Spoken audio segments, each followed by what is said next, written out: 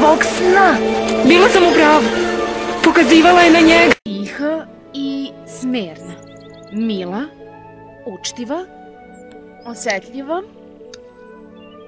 prefinjena, uravnotežena. Tačna! Sneg. Morala je sneg. Nije mogla da ima tropsku magiju i prekrije fjordove belim peskom i toplim... vatra. Jer prvi put u svom životu, prvi put u svom životu, radovaću se. Žao mi je. Ovo nije trebalo da se desi. Ti, ciganko, odmah da si sišla. Hoću, visosni. Čim oslobodimo ovog jadnog čoveka? Slutim nešto krije, prepoznajem mu ton. Ja u njemu kralja vidim, zar ne vidi on? Kakav san? Ni reči. Jer ako odaš želju, ona se ne ispuni. Ma u kakvom da si jadu, ako sačuvaš nadu, ostaće java. Šta? Da li mi veruješ?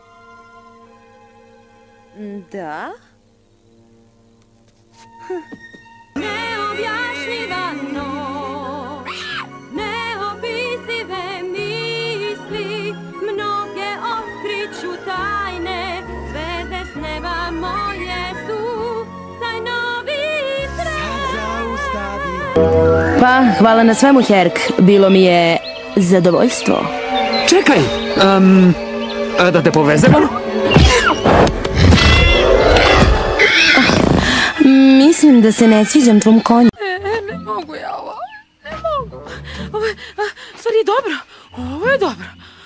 2, 3. Ovo ne može biti gore. Očigledno može. Ovo venčanje je ono što ti želiš. A da li se zapitaš šta ja želim? Ne! Ideš okolo, govoriš mi šta treba da radim, pokušavaš od mene da napraviš svoju kopiju. E pa, ja neću da budem tvoja kopija. Znači, ta Lara voli vile? Da, čak nam je sagradila kuću. Tako sam je upoznala. Vidiš, ja i Hitra... Pazi, hej!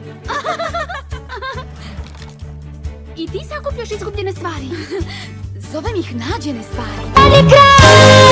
Sad je kraj, ja stojim kao zore znak. Sad je kraj, moj izazov je jak. Zra sam tu dok dan protiče. Ima da odlepiš malo perfluorne kiseline, trunčica kobalta, nagovešten hidrogen peroksida, zagrejati na 500 Kelvina i... Tada! Dobrodošao u Štrebarnik. Da. Ja nikad ranije nisam vidio elektromagnetno vešanje. Nikakav otpor, brži motor. Ali, nedovoljno brz. Za sad.